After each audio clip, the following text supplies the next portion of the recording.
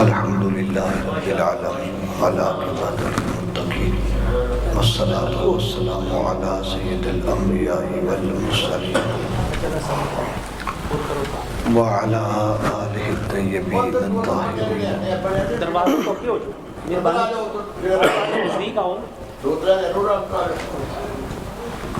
دروازے کھول دو پہلے.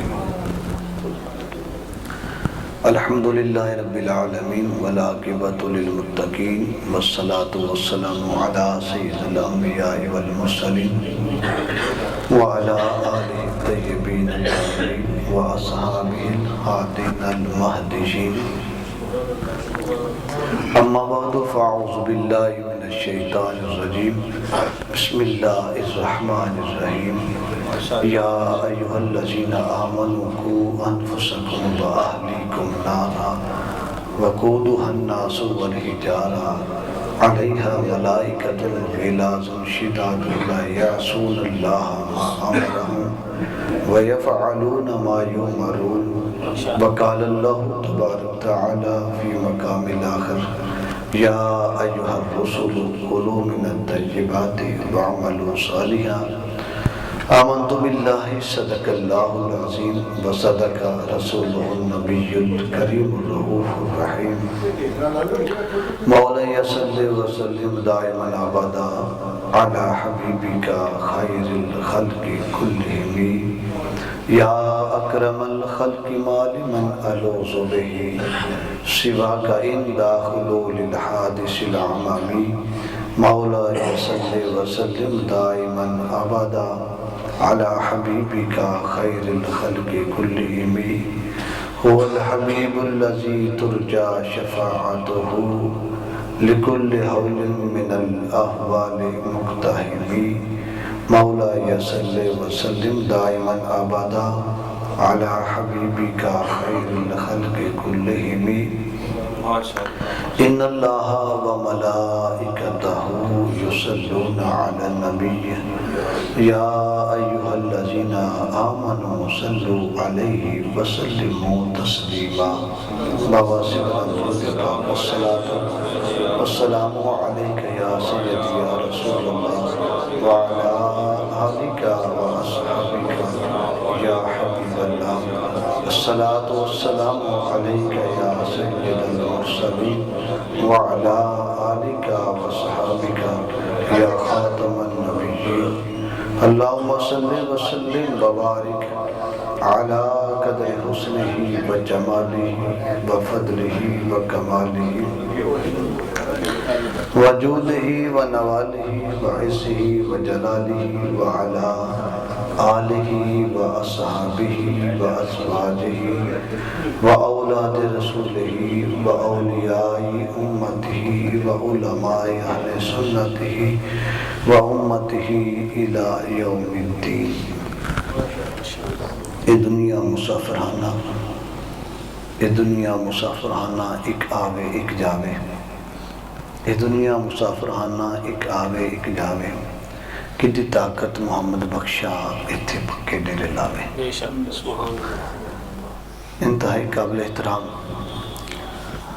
علماء کرام، برادران اسلام، میں اور آپ اس وقت بھائی احسان صاحب عرفان صاحب کے والد محترم کے اصالِ ثواب کے لیے حاضر ہیں. دعا ہے اللہ کریم ہم سب کا حاضر ہونا قبول فرما کے ان کی کامل بخشش فرمائے، اور اہل خانہ کو اللہ کریم صبر اجر عظیم عطا فرمائے، اور ان کی اولاد کو ان کے لیے صدقہ جاریہ بنائے. عوامل بکار مجھ سے قبل محترموں کا ہم جناب قاری صاحب کے بلاغ کے سامنے بڑی خوبصورت گزارشات پیش کر رہے تھے. اللہ تعالیٰ ان کے علم و عمل کے اندر اور اضافہ فرمائے. سورہ تحریم کی آیا مقصہ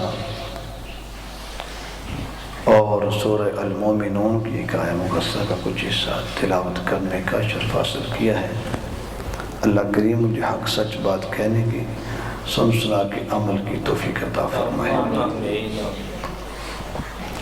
حضرات بکار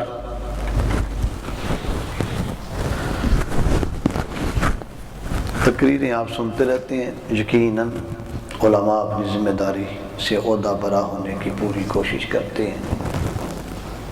میں ایک دعوت فکر آپ کو دینے آیا ہوں، اللہ نے توفیق دی تو اپنی بھی کوشش کروں گا ذمہ داری سے عہدہ برا ہونے کی۔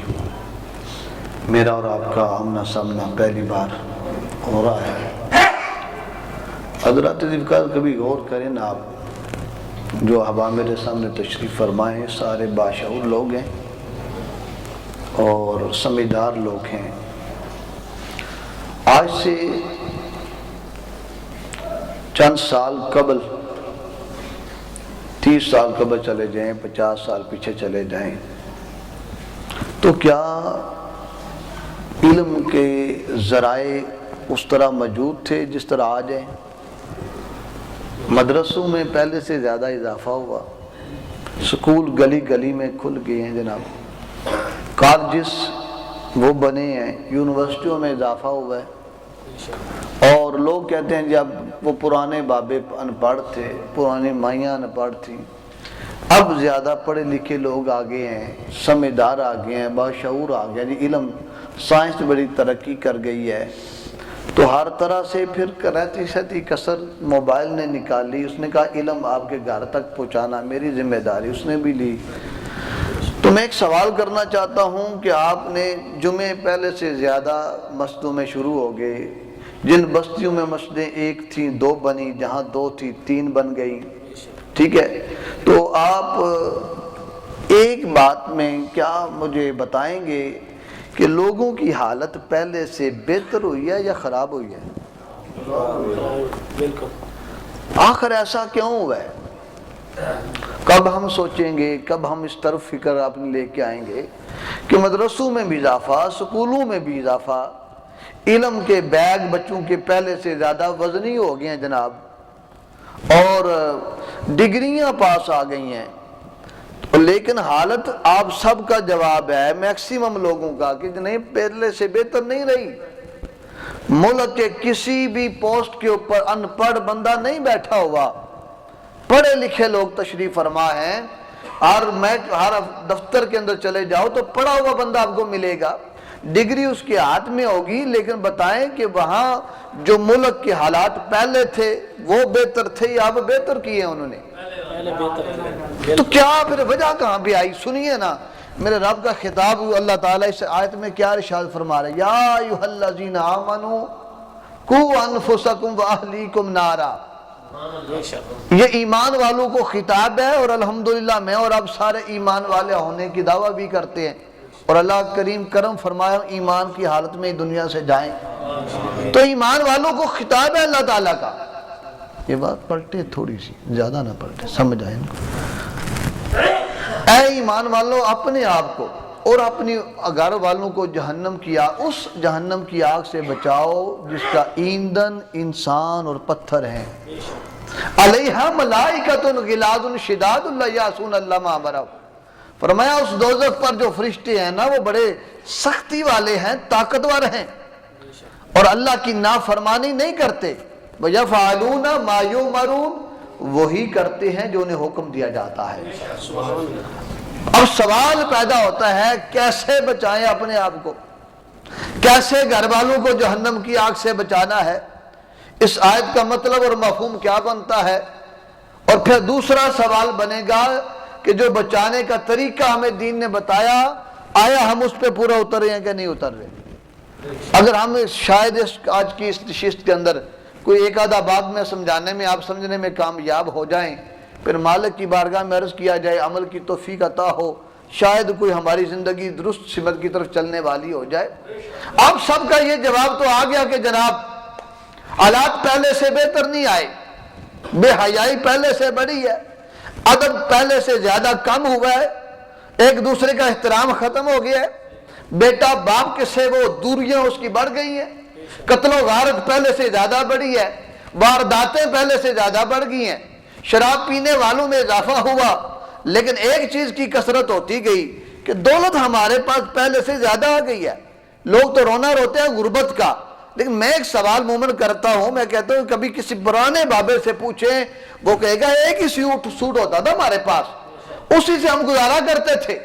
مجھے ایک بڑے ایسے شخص نے بتایا جن کی اس وقت گھر میں گاڑیاں کھڑی ہیں اور کوٹھیاں بنی ہوئی ہیں، وہ کہتا ہے جناب میں آپ بتاتا ہوں اپنے حالات، ہمارے پاس ایک لباس ہوتا تھا اور ہم وہ بھی قمیض اتار کے رکھتے تھے کہیں شادی پہ جانا نہ پڑ جائے، تو پھر کون سی پہنیں گے؟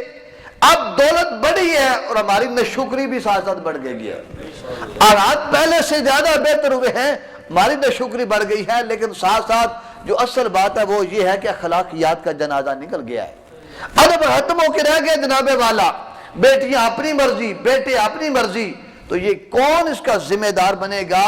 میں سمجھتا ہوں اس معاشرے کے جتنے بھی لوگ ہیں وہ ہوں گے ذمہ دار، لیکن میں آج جس کو جھنجھوڑنا چاہتا ہوں اس میں ایک استاد ہے، ایک والدین ہے۔ یہ ابتدا ہے بچوں کی، نسلیں یہاں سے بنتی ہیں، نسلیں گھر سے بنتی ہیں، اگر گھر والوں نے توجہ نہیں دی تو وہ بھی مجرم بنیں گے، اور اس آیت میں جو اللہ خطاب کر رہا ہے وہ پہلے گھر والے کے سربراہ کو خطاب ہے کہ اے ایمان والوں بچاؤ اپنے آپ کو، بچاؤ گھر والوں کو اس جہنم کی آگ سے۔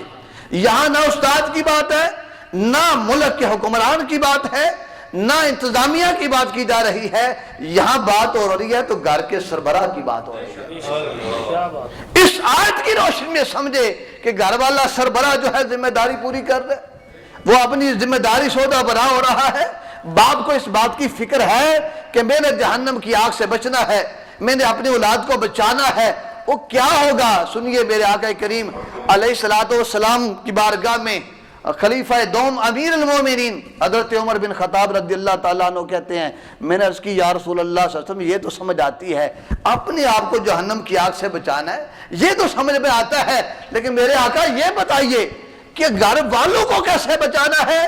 میرے آقا نے فرمایا عمر گھر والوں کو ان باتوں سے رب نے روکا ہے، وہ باتیں اپنے گھر والوں کو بتاؤ۔ آج اپنے کسی باپ کو کھڑا کر کے کسی شخص کو پوچھیں کہ تم اپنی اولاد کو یہ باتیں بتاتے ہو؟ نماز کبھی کسی باپ نے بھی اولاد کو سکھائی ہے؟ کبھی نماز جنازہ کسی باپ نے بھی اپنے بیٹے سے سنا ہے؟ کبھی قرآن کو قاری صاحب سے تو پڑھ کے آ گیا، کبھی باپ نے بھی گھر میں کھول کے کہا مجھے ایک صفحہ سناؤ، مجھے اس کے بارے میں بتاؤ جناب والا؟ نہیں، یہ اولاد کے ساتھ باپ کا رویہ کیا ہے؟ کمانے کے لیے تو باپ کہتا ہے، کمانا کیسے ہے کبھی یہ بھی کسی نے بتایا؟ تم ذریعہ کے یورپ کے اندر اولاد جاتی ہے نا، وہاں سے بھی کما کے لے کے آتے ہیں، بہت تھوڑے لوگ ہیں جو اس کی فکر کریں کماتے کیسے ہیں وہاں پہ۔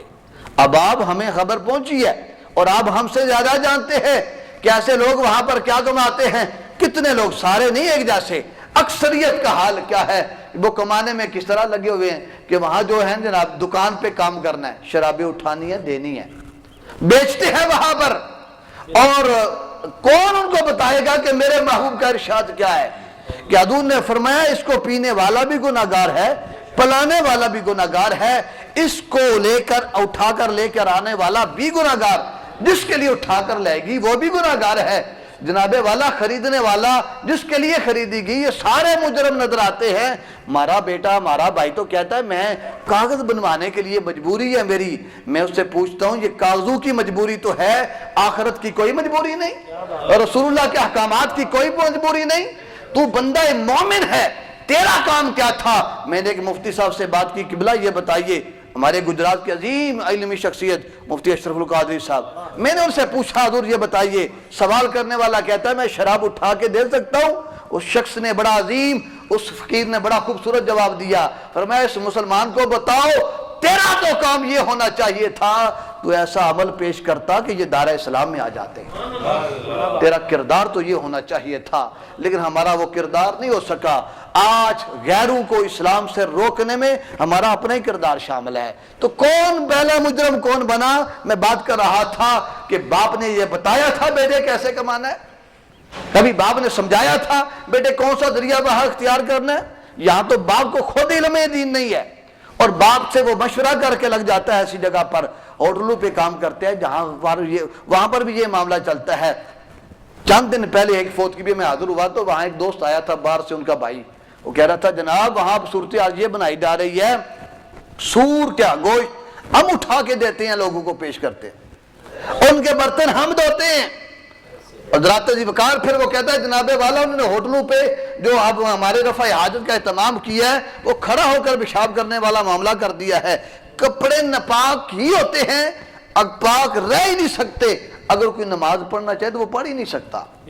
تو یہ حالات جب ہوں گے، ایسے ذریعے سے جو روزی آئے گی، مجھے بتائیں وہ روزی آ کر آپ کے گھروں میں برکت ڈالے گی، وہ آپ کے اندر دین کا علم پیدا کرے گی، وہ آپ کے اندر آ کر اللہ کا خوف پیدا کرے گی، وہ اللہ کی محبت تمہارے اندر ڈالے گی. ایسا نہیں ہو سکتا، کیونکہ یہ رزق بیج ہے. ابو ہریرہ رضی اللہ تعالیٰ عنہ کہتے ہیں یہ معدہ ایسے سمجھے اس میں جو غذا جاتی ہے نا، یہ بنیاد ہے. کس چیز کی؟ فرمایا جس طرح عمارت کی بنیاد ہوتی ہے نا، اور وہ بنیاد درست نہ ہو، عمارت کو جتنا مرضی مضبوط کرتے پھریں، پہلی بات تو ہے عمارت کھڑی نہیں ہوگی. اگر عمارت کھڑی ہو جائے تو کمزور بنیادوں والی عمارت گر جاتی ہے. ابو ہریرہ رضی اللہ تعالیٰ عنہ کہتے ہیں اعمال صالحہ کے لیے صالح غذا کا ہونا بھی ضروری ہے. اگر کسی نے غذا کا وہ فکر نہیں نہ کی جس باپ نے کہ جیسا مرضی اس کے پاس آتا رہے اور پھر کہے نا اس سے نیک اعمال سرزد ہوں، ایسا ہو نہیں سکتا. اگر ہوں بھی تو ان اعمال میں اسلام کی روح نہیں ہوگی، ان میں اللہ اس کے رسول کی وہ چاشنی نہیں ہوگی محبت کی جو ہونی چاہیے تھی. حضرات عجیب کار، آئیے نا ذمہ داری کو سمجھیں. یہ ایک ذمہ داری ہے. میرے آقا کریم علیہ السلام نے فرمایا بیٹا 7 سال کا ہو جائے تو اس سے نماز کا کہو. یہ تمام نے سنا ہوا ارشاد پاک. اور جب بیٹا 10 سال کا ہو جائے تو فرمایا تھپڑ مار کے اس کو نماز پڑھاؤ. اور پھر کہا ان کے بستر لیدہ کر کے رکھ دو، جب وہ 10 سال سے اوپر ہو جائیں ان کے بستر جدا کر دو. آپ سروے کریں کتنے باپ ہیں جو یہ ذمہ داری ادا کرتے ہیں کہ 7 سال کی عمر میں بچے کو نمازی بنائیں. نفی میں جواب ملے گا الا ماشاءاللہ کے سوا. کیا اسے قیامت کے دن یہ جواب دینا نہیں پڑے گا کہ میں نے میرے آقا میرا رب پوچھے بتا یہ تجھے نعمت دی تھی، اس کے لیے تم دعائیں مانگتے رہتے تھے، اس کے لیے تم بڑے بڑے ڈاکٹروں سے علاج کرواتے تھے، کہاں کہاں کسی جگہ پہ حاضر ہوتے تھے. اللہ اولاد کی نعمت دے دے. اور جب مل گئی تو اس کی فکر کس نے کرنی تھی اور اس کی تربیت کس نے کرنی تھی؟ اگر یہ نمازی نہ بن سکا تو یہ باپ مجرم ہوگا، قیامت میں بتانا پڑے گا. اور ہمارے بابے تو کہتے ہیں کیا خوبصورت مائیں تھی. بابا فرید الدین گنج شکر رحمۃ اللہ علیہ کی ماں، اس کے پاس ڈگریاں نہیں تھیں. آج کی وہ BSc اس نے نہیں کیا ہوا تھا، مقام کی ڈگری اس کے پاس نہیں تھی، ماسٹر لیول کی ڈگری تو اس مائی صاحبہ کے پاس نہیں تھی، لیکن زمانے کو اس نے بیٹا کو اسے دیا ہے کہ جس کے اثرات، جس کی مہربانی، جس کی ورک سے، جس کے کام سے اللہ نے زمانے میں اسلام کا نور پھیلا دیا تھا. قبیلے کے قبیلے مسلمان ہوئے تھے، مصلی پہ کھڑا کیا کہ نہیں کیا ہے. واقعہ آپ نے سنا ہوا ہوگا کہ ماں نے شکر کی بات کی. بیٹے کی نفسیات سے آگاہ ہونا ضروری ہے نا. ماں آگاہ تھی، وہ شکر کا ایک لالچ دیا بظاہر اور مصلی پہ کھڑا کر دیا. نمازی بنانے کے لیے رضا اس کی پیش نظر تھی. وقت آ گیا کہ ماں ایک دفعہ موجود نہیں تھی اور بابا فرید الدین گنج شکر مصلی پہ کھڑے تھے. ماں نے سفید بال رب کی حضور التجا کر دی، مالک روزانہ تو میں رکھتی تھی نا، اور میرا مقصد کیا تھا تو جانتا ہے. میں چاہتی تھی کہ یہ تیری بارگاہ میں کھڑا ہونے والا بن جائے، یہ نمازی بن جائے.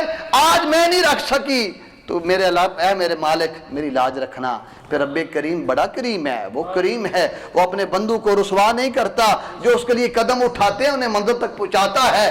پھر مائی صاحبہ نے التجا کرنے کی دیر تھی. آج بھی بابا صاحب نے مصلی اٹھایا، نیچے سے شکر کی پوریاں مل گئی تھی. کون رکھنے والا تھا؟ تو بات یہ تھی کہ ماں نے کردار ادا کیا نا، ماں نے اپنی ذمہ داری کو ادا کیا کہ نہیں کیا. آج کی ماں کدھر گئی؟ آج تو ڈگریاں پاس جناب والا. آپ تو BSc آپ بھی بڑے فخر کرتے ہیں. بیٹیوں کا رشتہ پوچھنے جائیں، بتانے جائیں، پوچھا یہی جاتا ہے اور بتایا جاتا ہے. 12 جماعتیں پڑھی، 14 جماعتیں پڑھی ہوئی ہے. اس سے یہ بھی پوچھو علم کس کو کہتے ہیں. کاش اس قوم کو سمجھ آ جائے. جب انگریز نے یہاں آ کر تعلیم یا اسکولی نظام دیا تھا نا، ہم اس کے خلاف نہیں ہیں، لیکن اصل تعلیم کے ساتھ ساتھ کیا ہونا چاہیے تھا جو اس نے نکال کے سائڈ پہ کر دیا ہے. میں اس دور کے ایک بزرگ کا قول پیش کرنے لگا ہوں، حضرت خواجہ ظفر علی شاہ صاحب رحمۃ اللہ علیہ. ان کا اسم گرامی ہے. چکوڑی شیف ڈنگا روڈ کے اوپر ایک آستانہ ہے، وہاں کے بزرگ تھے. وہ فرماتے تھے تعلیم کس کو کہتے ہیں؟ فرماتے ہیں وہ تعلیم اس چیز کا نام ہے کہ جس شخص کے اندر ہو اسے خدا کا خوف مل جائے. سبحان اللہ. اگر خوف خدا نہیں تو پھر تعلیم نہیں ہے. اور آج کی تعلیم نے خوف نکال دیا ہے. آپ کے عہدوں پہ بیٹھے ہوئے میں نے پہلے بھی بات کی ہے، یہ پڑھے لکھے ہیں، یہ ٹیبل کے نیچے سے رشوت پڑھے لکھے لے رہے ہیں جناب والا، سود پہ کاروبار پڑھے لکھے کروا رہے ہیں، مارکیٹنگ بازاروں کے اندر بینکوں کی کرنے جاتے ہیں، پڑھے لکھے لوگ کر رہے ہیں، ڈگریاں ان کے پاس ہیں۔ تو یہ کون سا علم ہے کہ جس نے خدا کا خوف چھین لیا، جس نے آ کے بے باک کر دیا، اور کس نے آ کے ہمیں یہاں پہ کھڑا کر دیا ہے؟ تو کہا جب خدا کی محبت ہی نہیں، جس علم نے تم سے خدا کی محبت چھین لئی اس کو علم نہیں کہتے۔ یہ صرف روزی کمانے کا ذریعہ ہو سکتا ہے، یہ خدا تک پہنچنے کا ذریعہ نہیں ہو سکتا۔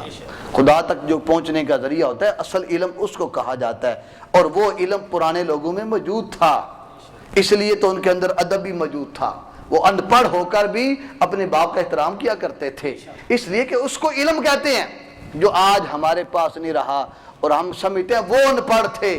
دیکھیں نا ذرا غور کرے پرانی باتوں پہ، پرانے بابے سارے ڈانپ کر رکھتے تھے کہ نہیں رکھتے تھے؟ انہیں کس نے بتایا تھا؟ چمڑے کا جوتا پہنا کرتے تھے۔ میں ایسی میں نے باتیں سنی ہیں، مجھے بتا رہے تھے اس گاؤں میں گیا ہوں تو پورے گاؤں کی سب سے زیادہ زمین ان کی ہے، تو وہ کہتے ہیں بابا جی اوپر بیٹھ کے چارپائی پہ ہوکا پیتے تھے، ان کا بیٹا نیچے بیٹھ کے پکڑ کے رکھتا تھا۔ جس گاؤں کے اندر سب سے زیادہ زمین ہے، اور آج تو باپ بیٹے کے پاس ہے ہی کچھ نہیں، پھر بھی وہ احترام کے جذبات کدھر گئے؟ اور آپ سمجھتے ہیں یہ علم ہے؟ وہ کہتے ہیں علم اس چیز کا نام ہے کہ جس کے آنے سے خدا کا خوف آ جائے، جس کے آنے سے خدا کی محبت عطا ہو جائے۔ اگر اللہ کی محبت نہیں رہی، دیکھیں نا ڈگری پاس ہے، مقام سب کچھ کیا ہوا ہے، صبح کی نماز کی توفیق نہیں ہوتی۔ اگر اسے علم ہو کہ میرے رب کا یہ حکم ہے تو پھر وہ اٹھے نا صبح، کیوں نہیں اٹھتا جناب والا؟ کدھر گیا اس کا علم بیچارے گا؟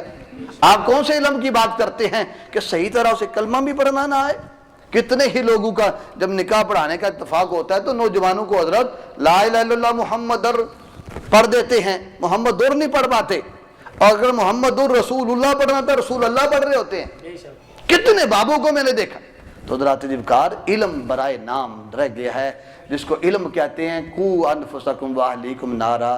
اللہ فرماتا ہے ایمان والو اپنے آپ کو، گھر والوں کو جہنم کی آگ سے بچاؤ۔ ان کو بچانا باپ کی ذمہ داری میں آتا ہے۔ یہ نماز کی بات کر رہا تھا تو باپ کی ذمہ داری ہے کہ وہ بچے کا ہاتھ پکڑے، اسے مصلی پہ کھڑا کرے۔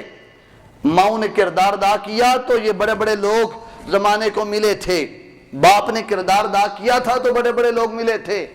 آج ماں اور باپ بھی ذمہ داری اپنی کم کر دی ہے، میں سب کی بات نہیں کر رہا، اکثر کا حال یہی ہے۔ وہ سمجھتے ہیں رقم جو آ رہی ہے، ہم پیسے جو بھیج رہے ہیں، استاد جانے تو وہ جانے، اور بیٹا اسکول میں چلا گیا تو ہم دیکھتے ہیں اس اسکول میں داخل کروانا جس کا نام بڑا ہو، ملاقے میں جس کا اثر اور سوکھ پتہ چلے، یہ بڑا بڑا میں نام نہیں لے رہا، دانستہ یہ بڑا ہے۔ مجھے بتائیں تھوڑے لوگ ہوں گے شاید ہو، میں نے جہاں تک پوچھا ہے تو کسی نے نفی میں زیادہ نے جواب دیا ہے۔ کبھی کسی نے پوچھا جب اسکولوں میں رزلٹ اناؤنسمنٹ ہوتا ہے تو سٹیج پہ کیا کیا کام ہوتا ہے؟ جس اسکول میں میں بچے کو بھیجتا ہوں کیا وہاں پر اخلاقیات کا جنازہ تو نہیں نکالا جاتا؟ میں تفصیل میں نہیں جا رہا، اشارہ سمجھنے والے میرا سمجھ جائیں گے۔ یہ آپ کی ذمہ داری بنتی ہے، جس اسکول میں بچے کو بھیج رہے ہو اس اسکول والوں سے پوچھو کہ رزلٹ کے موقع میں کہیں ہماری بچی کو ڈانس تو نہیں سکھایا جاتا، کہیں گلوکارہ وہاں پہ میوزک تو نہیں سکھایا جاتا؟ اگر یہ سکھایا جائے گا وہ بچی بڑی ہو کے کیا بنے گی، وہ بیٹا بڑا ہو کے کیا بنے گا؟ تو وہیں پہ تو آغاز ہو جاتا ہے حضرات جی بکار۔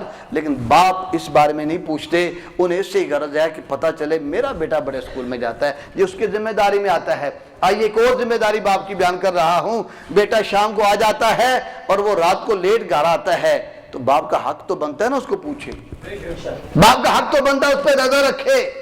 اور کاش باپ مغرب کے وقت مسجد میں جانے والا بنے تو بیٹے کو مسجد میں لے کے جائے نا ساتھ، اور مسجد میں نہ جائے تو اسے خبر تو ہونا بیٹا کدھر ہے۔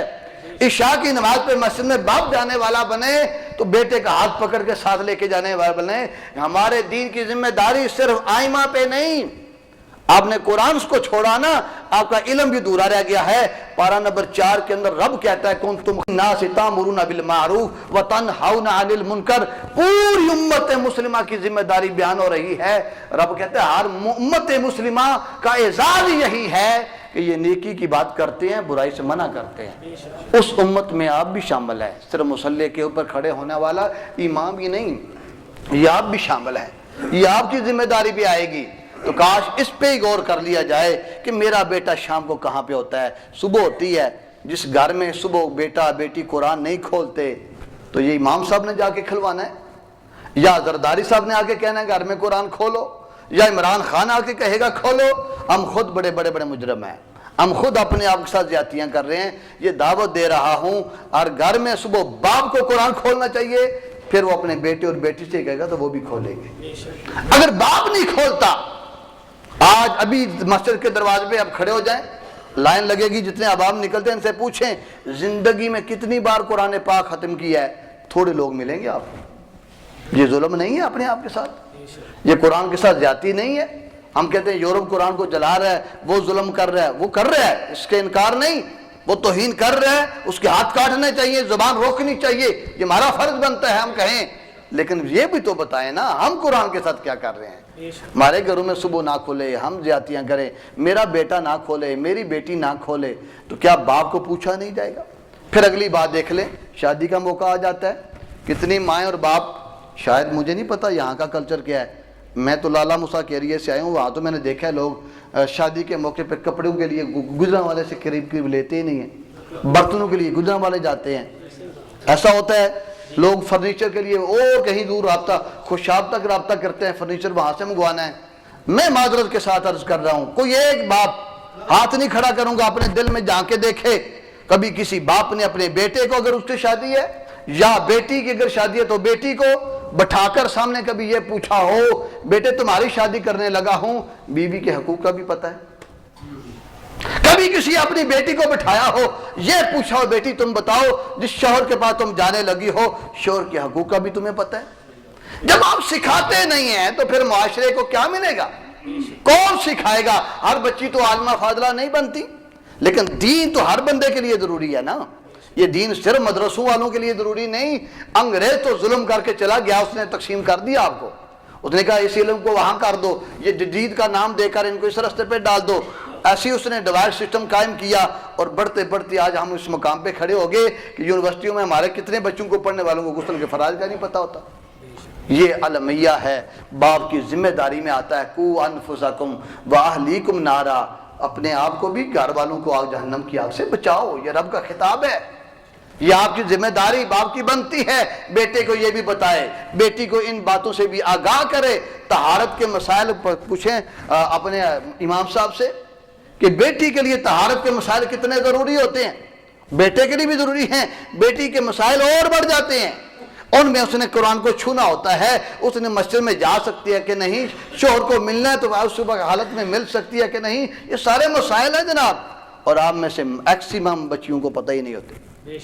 آئے ذمہ داری کو ادا کریں، تھوڑا سا آگے بڑھیں، دو باتوں پہ بالخصوص علم ان کو نمازی بنانے کی عادت، سچ بولنے کی عادت۔ دیکھیں غوث پاک شیخ عبد القادر جیلانی رضی اللہ تعالیٰ عنہ کیا ہوا تھا، رستے میں ڈاکو نے کہا نا کچھ ہے، تو کیا جواب دیا تھا؟ جناب اشرفیاں ہیں۔ اب تم دیکھ لیں نا بڑے بڑے لیڈر نہیں بولتے سچ، یہ کہاں سے نکلے تھے؟ ان کی یہ تربیت کس نے کی تھی؟ وہ تعلیم یہی کچھ سکھائے گی جو صرف آپ سیکھنا چاہتے ہیں، اس کا یہی نتیجہ نکلے گا کہ کروڑوں اربوں چھپا کے بھی کہیں گے کچھ نہیں، اور ایک بچہ مسافر چل رہا ہے اور اس کے پاس رقم بھی کچھ نہیں، اور اسے پتہ ہے مجھے وہاں پہ ضرورت بھی ہوگی، اس کے باوجود وہ بچہ کیا کہتا ہے؟ میرے پاس اشرفیاں ہیں۔ ڈاکو تلاشی لیتا ہے، ملتا نہیں، وہ کہتا ہے مذاق ہے، کہتا ہے مذاق نہیں، میرے پاس موجود ہے۔ اور جب پھر آخر نکلے تو جملہ کیا تھا؟ کیا یہ کہا تھا کہ میں نے فلاں یونیورسٹی میں پڑھا تھا؟ کیا یہ کہا تھا میں نے فلاں کالج سے بات سیکھی تھی؟ حضرت شیخ عبد القادر جیلانی رضی اللہ تعالیٰ عنہ، اور میں عموماً کہا کرتا ہوں لوگوں نے صرف میڈیا کے بابوں کو دیکھا اور کاملین اولیاء کے متعلق غلط فیصلے سوچ لیے، ورنہ کامل لوگوں کی ہسٹری پڑھے بندہ عقل پکڑ کے بیٹھ جاتا ہے۔ کتنی محتاج زندگی انہوں نے بسر کی ہے، کس طرح اپنے رزق میں احتیاط کی ہے، کس طرح اللہ کے ساتھ ان کا معاملہ رہا ہے، اس مخلوق کے ساتھ جس کے ساتھ شب و روز آج کا بندہ ظلم و زیادتیاں کر رہا ہے، اللہ والوں نے کیسے احتیاط برتی ہے، ان کے حالات تو پڑھیں پھر آپ کو سمجھ آئے۔ حضرت شیخ عبد القادر جیلانی علیہ الرحمہ نے ایک ہی جملہ کہا تھا کہ میری ماں نے مجھے کہا تھا بیٹے سچ بولنا ہے، ماں نے کہا تھا بیٹے کیا کرنا ہے۔ آج وہ مائیں کدھر گئی؟ آج تو گھر کے اندر ماں جب باپ سے بیٹے کے سامنے جھوٹ بول رہی ہوگی فون پہ تو بتائیں نا بیٹا کیا سیکھے گا؟ جب ماں ہی غلط بیانی کاری ہوگی تو اس کی اولاد اس سے کیا سیکھے گی؟ جب باپ ہی غلط بیانی خود اپنے گھر والی سے کر رہا ہے تو اولاد کہاں سے سیکھے گی؟ آج ہم پڑھے لکھے ہو کے بھی ہم ان پڑھ والے کام کر رہے ہیں، اور وہ لوگ بظاہر ڈگریاں نہیں تھی، لیکن ایک بات کہنی پڑے گی، اصل علم وہی ہے جو تمہیں خدا کے قریب کر دے، اور وہ قرآن و حدیث کا علم ہے، وہ اللہ اس کے رسول کا علم ہے، اس سے انکار نہیں ہو سکتا۔ یہ باقی جتنے بھی ہیں ہم اس کا بھی انکار نہیں کر رہے، لیکن دونوں کو ساتھ لے کے تو چلو نا۔ ایک کو لے کے چلتے رہو گے تو پھر ایسے ہی ٹھوکرے کھاتے رہو گے، پھر مسائل بنتے رہیں گے، پھر گھروں کے جھگڑے رہیں گے۔ میرے آقا کریم علیہ الصلوۃ والسلام نے فرمایا اسی بات پہ، قوا انفسکم واہلیکم نارا، ایمان والو بچاؤ اپنے آپ کو اور گھر والوں کو جہنم کی آگ سے بچاؤ۔ یہ باپ کی ذمہ داریوں میں آتا ہے۔ دیکھیں شادی پہ پھر ایک اور بات کہہ دیتا ہوں، کیونکہ پہلی دفعہ ہے، پھر اتفاق سے ملاقات ہوتی ہے کہ نہیں ہوتی۔ شادی آتی ہے نا، برات آتی ہے، تو ہم میرج ہال کے سامنے کن کو کھڑا کرتے ہیں پھول ڈالنے کے لیے؟ بچیوں۔ بولے نا ذرا، ہمت ہے تو بات کرے نا۔ امام صاحب جا کے روکیں گے، وہاں پہ درداری آپ کو کہ کہے گا کہ جناب والا اپنی بیٹیاں سامنے نہ کھڑی کرو۔ باپ کی غیرت کدھر جاتی ہے؟ کھڑے ہو، پاس کھڑے ہونے والے بھائی کی غیرت کدھر جاتی ہے؟ میں ہاتھ جوڑ کے عرض کرنا چاہتا ہوں، جتنے احباب یہاں پہ تشریف فرمائے، عہد کرے اپنے دلوں کے ساتھ، کوئی نہیں قیامت آپ کے اوپر ٹوٹے گی، کوئی نہیں اگلوں کی یہ ڈیمانڈ کہ اپنی بیٹیاں کھڑی کریں ہمارے سامنے۔ بیٹے کھڑے کر دینا، چھوٹے بچوں کو کھڑا کر دینا، کیوں نہیں ہو سکتا جناب والا؟ کس کتاب میں لکھا ہے کہ جوان بچیاں سروں سے دوپٹے اتارے اور آپ ان کو سامنے کھڑا کر دے، وہ بھی بنا سنوار کے؟ اور وہ بیٹی جو گھر میں گلی میں کھڑے ہو کے ایک پھول کسی کو پکڑائے تو تم قتل کرنے کے لیے تیار ہو جاؤ، اسی بیٹی کو پوری پلیٹ پکڑا دیتے ہو تو وہاں ضمیر جاگتا ہی نہیں ہے جناب، وہاں ضمیر کو ہوش ہی نہیں آتا۔ چاہے میری باتیں تلخ ہوں گی، لیکن میں وہ بات کرنا چاہتا ہوں کہ آپ کی آخرت سنور جائے۔ آپ ہمیں کیوں اہل سنت کو کہاں پہ کھڑا کر دیا؟ ہماری کمزوریوں نے ہمیں یہاں پہ لا کے کھڑا کر دیا ہے۔ یہ کہیں بھی نہیں لکھا کہ بیٹیاں استقبال کریں، اور پھر پوری لائن اور قطار بنا کر اگر اس بیٹی کی وہ کھڑی ہے تو اس باپ کو پوچھا جائے گا، اس بھائی سے بھی سوال کیا جائے گا جو جناب والا خود تو بڑا باغیرت ہونے کی بات کرتا ہے، اور یہاں اس کی بہن کھڑی ہوئی ہے اور کن لوگوں کا استقبال کر رہی ہے؟ وہ جو ایک دولہا ہے نا، تو باقی لوگ کون ہیں؟ اور وہ دولہے سے بھی تو بھی کئی دفعہ نکاح ہونا ہوتا ہے، پھر اس دولہے کو تو ایک بیٹی دی ہے نا، ساریاں تو نہیں نا دی ہوتی۔ خدا را جاگیں، تھوڑا سا پلٹیں، کیوں اپنے آپ کو تباہی کے کنارے پہ کھڑا کر دیا آپ نے؟ اور کون ہمیں سمجھائے گا، کون ہمیں کہے گا؟ بعض لوگ کہتے ہیں جی جناب والا حضرت آپ نے بات تو کی ہے، گھر والے نہیں مانتے۔ شادی کے موقع شام کو مہندی آتی ہے نا، یہ مہندی کا تصور اسلام میں تھا ہی نہیں۔ بے شک، کیا بات! میں تو حیران ہوتا ہوں، مرد کو مہندی لگانے کی کہیں کوئی بات ہی نہیں جناب، نہ ہاتھوں پہ نہ پاؤں پہ مرد مہندی لگائے، کسی شریعت کی کتاب میں، کسی فقہ کی کتاب میں کوئی بات نہیں لکھی ہوئی۔ ذمہ داری سے کر رہا ہوں، جس کو ہماری ایک بہت بڑی رسم، جس پہ ہمارا بہت بڑا خرچ ہو رہا ہے، جس پہ بہت بڑی بے حیائی کے بعد کا مرتکب ہوا جاتا ہے، یہ اسلام میں مرد کا تو نام و نشان نہیں تھا۔ اگر اس نے کہیں لگانی بھی تھی تو سر کے بالوں پہ یا داڑھی پہ لگانے کی بات تھی، اور جس کو ہم نے ایک فنکشن بنا لیا ہے، کون بجائے گا؟ یہ کون روکے گا؟ صرف کیلے مسلح پہ کھڑے ہونے والے کی ذمہ داری نہیں، وہ اس باپ کی بھی ذمہ داری ہے جو سربراہ ہے جناب۔ مت کہے کہ میں آخرت میں بری ہو جاؤں گا، مجھ سے کچھ نہیں کہا جائے گا۔ یہ پوچھا جائے گا اس سے کہ یہ شام کو کیا ہو رہا ہے، تو کہتا ہے جناب میری بات مانتے نہیں ہے۔ میں اس پہ ایک بات کہنا چاہتا ہوں، میں ایک جگہ پہ موجود تھا، باپ اور بیٹے کی بیعت چل رہی تھی، اسی بات پہ شام کا وقت مہندی کا وہ فنکشن تیار ہے، بیٹے نے شراب کا بھی اہتمام کر دیا، دوست بلا لیے ہیں، دیگیں کھانے کی بھی پک رہی ہیں۔ باپ نے کہا بیٹے ہمارا یہ کلچر نہیں، نہ میں نے پی ہے، نہ میرے باپ نے آج تک پی ہے، نہ میرے گھر میں کسی میرے بیٹے نے پیا، تم نے یہ کیا اہتمام کیا؟ کہ ابا دور میں نے اپنے لیے تو نہیں کی، دوست آ رہے ہیں بس ان کے لیے۔ انہوں نے کہا میرے گھر میں دوستوں کے لیے بھی یہ شراب نہیں ہوگی۔ اب بیٹا جوان تھا، اب بھی میں آپ کی وہ پرابلم حل کرنے کی بات کر رہا ہوں۔ اب بیٹا بوڑھا باپ بیٹے سے جوان سے لڑے گا تو نہیں نا، ظاہری بات ہے، ایسا موقع ہے، اولاد جیسے ہے، اور یہ اس وقت اور اب تو حالات سے آگے جا رہے ہیں۔ باپ نے ایک جملہ کہا، اور یہ جملہ میں اور اب کہہ سکتے ہیں۔ باپ نے کہا ٹھیک ہے بیٹے تو جوان ہے، میں تیرے سے لڑ نہیں سکتا، تو نے دوستوں کو بلایا، تو جانے تیرے دوست جانے، لیکن ایک بات کان کھول کے سن لو، جب صبح برات روانہ ہوگی نا، برات میں تو جائے گا، تیرے دوست ہی جائیں گے، نہ میں جاؤں گا نہ تیری ماں جائے گی۔ اس نے کہا یہ تو میں کر سکتا ہوں، یہ میرے بس میں ہے، ایسا تو ہو سکتا ہے نا۔ ان کا یہ میرا فیصلہ ہے، تم جانو، تمہارا کام جانے۔ باپ وہاں سے اٹھ کے اپنے دوسری جگہ پہ آ گیا، میں نے دیکھا اسی بیٹے نے اس شراب کو پھر گلی میں ڈول دیا تھا۔ نہیں ہوا پھر فنکشن، نہیں بات ہوئی، رک گئی بھائی اندر سے ایمان تو مضبوط کرو نا۔ تم نے یہ ایک بہانہ لفظ پکا لیا ہے، اس سے اپنے نفس کو تسلی دیتے ہو، اولاد ہی نہیں مانتی جناب، اسی اولاد کو بھائیوں کے خلاف کھڑا کر لیتے ہو، اسی اولاد کو رشتہ داروں کے خلاف کھڑا کر لیتے ہو، اس وقت اولاد بات مان جاتی ہے۔ تو ہم کمزور ایمان اور اپنے نفس کو تسلی دے لیتے ہیں کہ جناب ایسا ہے کہ اولاد نہیں مانتی، یقیناً نہیں مانتی ہوگی، لیکن کچھ اپنا کردار ادا کرنا ہوگا نا، پھر وہ کرتا ہے تو وہ جانے اور اس کی آخرت جانے۔ آپ تو اپنا ضمیر سرخرو کریں نا، آپ نے اپنی ذمہ داری کو ادا کیا ہے۔ یہ 2-3-4 باتیں میں نے کتنی کہہ دی آپ کے سامنے۔ پھر اس آیت کی طرف آ رہا ہوں، یا ایھا الذین آمنوا قوا انفسکم واہلیکم نارا، اے ایمان والو اپنے آپ کو اور گھر والوں کو جہنم کی آگ سے بچاؤ۔ یہ رب کا ارشاد ہے، یہ آپ کی ذمہ داری بنتی ہے، یہ دین کی تعلیم سے انہیں آشنا کرنا یہ آپ کا حق بنتا ہے، آپ پہ فرض عائد ہوتا ہے، اس کی ایک ایک بات پہ نظر رکھنا یہ آپ کی ذمہ داری میں آتا ہے۔ دیکھیں نا، ایک بچہ سکول جا رہا ہے، بچہ تو بچہ رہ گیا، بیٹی بڑے بڑے موبائل، اور پھر آپ سمجھتے ہیں اس کے نتائج کیا ملتے ہیں، پوچھتے ہی نہیں کوئی باپ کہ یہ کیوں ایسا کیا جا رہا ہے، کیا وجہ ہے۔ پھر وہ آگے سے بڑی تسلی دیتے ہیں، کلاس ایسے ہونی ہے، اس میں یہ ہونا ہے، یہ ہونا ہے، وہ ہونا ہے، یہ سارا کچھ ہونا ہے۔ کاش ذمہ داری کو سمجھیں، ایسا نہ ہو کہ بروز معاشر جب ہمیں اللہ کے حضور کھڑا کیا جائے ہمارے پاس کوئی جواب نہ ہو۔ میرے آقا نے کیا ارشاد فرمایا، سنیے، اولاد کے لیے بہترین تحفہ باپ اپنی طرف سے کیا دے سکتا ہے؟ ہم سمجھتے ہیں بہترین کاروبار، بہترین مکان، اچھی جگہ پہ اس کی شادی ہو جائے۔ ہماری سوچ انہی 2-3 باتوں کے گرد گھوم رہی ہے۔ باپ کی طرف سے اچھی تربیت ہے، گاڑی کو نہیں کہا گیا، اچھے مکان، انکار نہیں ان باتوں کا، اچھی اللہ نے توفیق دیا آپ دیں گاڑی، اللہ نے کرم کیا ہوا آپ دیں مکان اس کو خوبصورت، اچھی جگہ پہ اس کی شادی کی بات کرنی چاہیے، لیکن جو حضور نے فرمایا کہ اچھی تربیت وہ کون کرے گا؟ وہ آپ نے کس کے ذمہ لگا دی؟ کسی ایک فرد کے ذمہ؟ وہ آپ کی ذمہ داری میں بھی آتا ہے، اور آپ ذمہ داریاں ادا کرنے کی کوشش کریں گے تو انشاءاللہ پھر معاشرے کے اندر تبدیلی آئے گی۔ رونے سے تبدیلی نہیں آئے گی۔ ہم نے صرف یہی، جہاں بھی 2-4 بندے بیٹھے ہوں گے نا، بات یہی ہوگی، حالات بڑے خراب ہو گئے، لوگوں کا رویہ بڑا عجیب ہو گیا ہے۔ اور بھائی رویے کے خراب ہونے میں کہیں تیرا حصہ بھی نہ شامل ہوا ہو، یہ بھی تو غور کرنا۔ اور میں ایک بات اور کہا کرتا ہوں، ہم نے انگلی ایسے اٹھائی ہوئی ہے، ہم کہتے ہیں وہ ایسے کر رہا ہے، وہ ایسے کر رہا ہے، وہ ایسے کر رہا ہے۔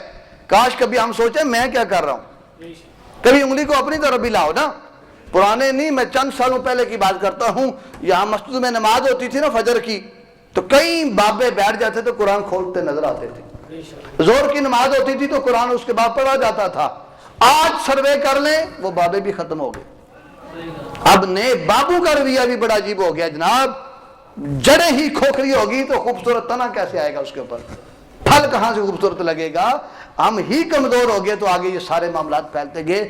ہم نے اپنی ذمہ داریوں کو بلا دیا ہے، جہاں اتنے بڑے کام، تو یہ بھی حضور نے فرمایا پوچھا جائے گا اس کی اچھی تربیت کیسے کی ہے، اس کی تربیت کی ہے کہ نہیں۔ اور بہترین تربیت یہی اس کا، بڑے بڑے بزرگ اللہ کے بندے، ان کو ماں اور باپ نے تیار کیا ہے۔ کوئی کالج، اور آج میں نے شروع سے آغاز کیا تھا، یونیورسٹیاں، یہ سارا کچھ ہونے کے باوجود بھی حالات بگڑتے جا رہے ہیں، کیونکہ جس تعلیم کو آپ چاہتے ہیں نا وہ آپ کو کامیاب کر دی، اسی تعلیم کو لینے والوں نے ملک کا بیڑا گرک کیا ہے۔ سب کے پاس تعلیم ہے، کوئی ڈگری سے خالی نہیں ہے جناب والا۔ کیا کیا ایسی خبریں ہیں، چونکہ میں ایسے لوگوں کے پاس الحمدللہ بیٹھنا نصیب ہوتا ہے جو بتاتے ہیں اس وقت بڑے بڑے افیسر کیا کر رہے ہیں، اللہ پاک محفوظ فرمائے۔ اس ملک کی سلامتی کو داؤ پہ لگا دیا، غداری کرتے کرتے کہاں تک پہنچ کے، اس اللہ کی مخلوق کے ساتھ کوئی ہمدردی نہیں۔ یہ 4 دن میرا خیال گزرے ہوں گے، میں ایک دکان پہ بیٹھا ہوں، میں نے ایک وہ کمپوزٹ چیز کروانی تھی، اور وہاں پہ ایک شخص آیا تو وہ سٹیکر بنوا رہا تھا جو سپریم پتی کے ڈبے پہ لگتے ہیں۔ میں نے کہا وہ دکاندار سے یہ کیا ہے، وہ جو کمپوز کرنے والا تھا، اس نے کہا جناب ریٹ بڑے ہیں نا پیچھے سے، ان کے پاس مال پہلے سے بڑا سٹاک پڑا ہوا ہے، بہت زیادہ، انہوں نے تو کم قیمت پہ خریدا تھا نا، یہ اس کے اوپر قیمت زیادہ لگا رہے ہیں تاکہ اس مارکیٹ میں ہم اس کو بیچیں گے۔ آپ جب یہ صورتحال ہوگی تو آپ مجھے بتائیں یہ کون کر رہا ہے، یہ کس نے، اس شخص کو کس نے یہ ہرس پیدا کر دی؟ کس نے اس کو بتایا کہ ایسا کرنا ہے؟ یہ آپ کی مارکیٹنگ، یہ آپ کے معاشرے کا حال ہے۔ اور پھر باہر کھڑے ہو کے وہ بھی کہیں گے عمران خان ظلم کر رہا ہے، باہر کہیں گے نواز شریف بھی ظلم کر رہا ہے، یہ وہ بندہ کر رہا ہے۔ یہ لالا مسا شہر کی بات کر رہا ہوں میں، دور کی بات تو نہیں نہ کر رہا، یہ ایک شہر کے ایک دکاندار کی بات کر رہا ہوں۔ پھر مجھے وہ دوست بتانے لگا جو آیا ہوا تھا، اس نے کہا حضرت پریشان نہ ہوں، یہاں سب کا یہی حال ہے، یہ صورتحال ہے۔ اور میں آج صبح پڑھ رہا تھا سیرت النبی، آقا کریم علیہ السلام کی سیرت طیبہ کے اندر، جب غزوہ بنو نذیر یہ ہوا نا، اور یہ پوری پیچھے تفصیل ہے، وقت نہیں ہے، وہ میرا ساتھ نہیں دے رہا۔ تو بنو نذیر یہودیوں کا قبیلہ تھا، ان کو جلا وطن کیا گیا تھا، ان کا بہت زیادہ مال وہ قبضے میں آیا۔ تو مہاجرین جو مکہ سے آئے تھے نا مسلمان، وہ انصار کے گھر میں رہتے تھے۔ تو نبی کریم علیہ السلام نے فرمایا انصار ادھر آؤ، ایسا کہتے یہ مال بہت زیادہ ہے، اگر تم چاہو نا یہ مال تمہیں دے دیتا ہوں، اور اس کے بدلے میں فرمایا کہ تم مال آدھا آدھا کر لو، اور مہاجرین بھی چونکہ تمہارے گھروں میں رہ رہے ہیں تو پھر وہ تمہارے گھروں میں ہی رہیں گے، وہ پھر ادھر سے جائیں گے نہیں۔ اگر تم چاہتے ہو تو ہم مہاجرین کو مال دے دیتے ہیں، وہ تمہارے گھروں سے نکل جائیں، اپنا علیحدہ بندوبست کر لیں۔ بلکہ بعد کو دوبارہ سنیے گا، فرمایا حضور نے کہ یہ مال میں مہاجر کو دے دیتا ہوں، مہاجرین کو، تاکہ وہ اپنا علیحدہ بندوبست کر لیں اور تمہارے گھروں سے علیحدہ ہو جائیں۔ یہ پیش کر ٹھیک تھی، دل کرتا ہے ہر ایک کا، ہم تو بھائیوں کو گھروں سے نکالنے کے لیے تیار ہے نا۔